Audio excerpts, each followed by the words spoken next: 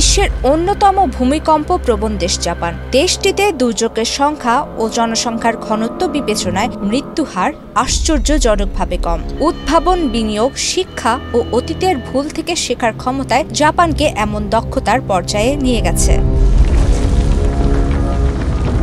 জাপানে ঘরবাড়ি ও অন্যান্য সব স্থাপনায় কঠোর ভূমিকম্প নিরাপত্তা মানদণ্ড মেনে তৈরি করা বাধ্যতামূলক। রাজধানী টোকিওর প্রায় 87% ভবনই বড় ধরনের ভূমিকম্প সহ্য করতে সক্ষম বলে ধারণা করা হয়। অনেক ভবন এমনভাবে নকশা করা হয় যে ভূমিকম্পের সময় সামান্য দুলে ক্ষয়ক্ষতি কমিয়ে দিতে পারে। কিছু ভবন টেফলনের উপর নির্মিত, যা কম্পনের সাথে ভবনকে আস্তেভাবে নড়তে সাহায্য করে। আবার অনেক ভবনে রাবার, তরল বা বায়ু ভর্তি বেস স্থাপন করা থাকে, যা কম্পনের ধাক্কা শোষণ করে। পদ্মা সেতু, মেট্রো রেল এবং এলিভেটেড এক্সপ্রেসওয়ে নির্মাণের গর্বিত অংশীদার বসুন্ধরা সিমেন্ট।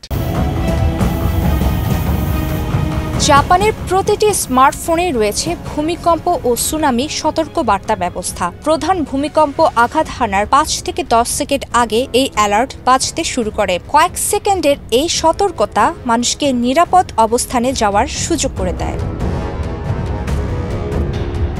দেশ জুড়ে ছুটে চলা বুলেট ট্রেনগুলো ভূমিকম্প নিরাপত্তায় অত্যাধুনিক প্রযুক্তি ব্যবহার করে। এসব ট্রেনে রয়েছে বিশেষ সেন্সর, যা কম্পন শনাক্ত করলেই ট্রেন থামিয়ে দেয়। 2011 সালের 9 মাত্রা ভূমিকম্পের সময় 27টি বুলেট ট্রেন চলমান ছিল। মূল ভূমিকম্পের আগে হওয়া ছোট ছোট কম্পন সেন্সরগুলো ধরতে পেরে সবগুলো ট্রেনই থেমে যায়। ফলে কোনো প্রাণহানি তো হয়নি, এমনকি একজন যাত্রীও আহত হননি। দেশের যে কোনো অঞ্চলে ভূমিকম্প অনুভূত হলে মুহূর্তেই সব টিভি চ্যানেল বিশেষ জরুরি সম্প্রচারে চলে যায়। এতে ভূমিকম্পের মাত্রা, সম্ভাব্য ক্ষয়ক্ষতি, নিরাপদ স্থানে আশ্রয় নেওয়ার নির্দেশনা এবং সুনামির আশঙ্কা থাকলে তাৎক্ষণিক সতর্কবার্তা প্রচার করা হয়। এতে মানুষ দ্রুত উঁচু স্থানে বা নিরাপদ আশ্রয়ে যেতে সক্ষম হয়। অন্য দেশের স্কুলগুলো যেমন অগ্নি নিরাপত্তা মহড়া করে, জাপানের স্কুলগুলো তেমনি নিয়মিত ভূমিকম্প মহড়া পরিচালনা করে, অনেক ক্ষেত্রে মাসে একবার। শিশুদের ছোটবেলা থেকেই শেখানো হয় ভূমিকম্পে কিভাবে আত্মরক্ষা করতে হয়। মহড়ায় সাধারণত শিক্ষার্থীরা টেবিলের নিচে লুকিয়ে টেবিলের পায়া শক্ত করে ধরে থাকে। বাইরে খেলাধুলার সময় ভূমিকম্প হলে খোলা জায়গায় ক্রেন দিয়ে চলে যাওয়ার নির্দেশনা দেওয়া হয়, যাতে মাথার উপর কিছু ভেঙে পড়ার ঝুঁকি কমে।